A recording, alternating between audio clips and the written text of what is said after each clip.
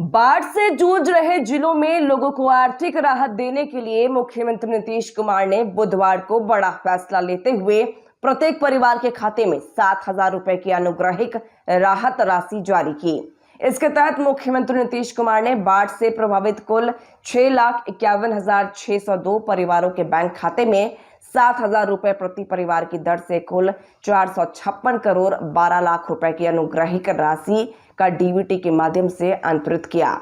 उन्होंने कहा कि राज्य के खजाने पर पहला हक आपदा पीड़ितों का है। राज्य सरकार राज्यवासियों के हित में निरंतर कार्य कर रही है। इसमें सारण के 18,249 परिवारों के खाते में लगभग करोड़ों रुपए भेजे गए हैं। भोजपुर के 1,02,026 परिवारों के खाते में करोड़ रुपए भेजे गए हैं।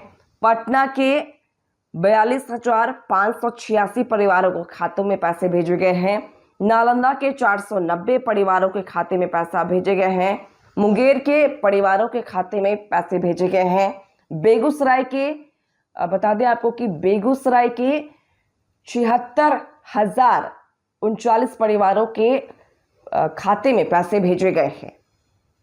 इसी तरह जिन 12 जिलों के बाढ़ राहत राशि जारी की गई है उसमें खगड़िया के 29,468 परिवारों के खाते में पैसे भेजे गए हैं। लखीसराय के 25,252 परिवारों के खाते में पैसे भेजे गए हैं। कटिहार के 1,11,203 परिवारों के खाते में पैसे भेजे गए हैं।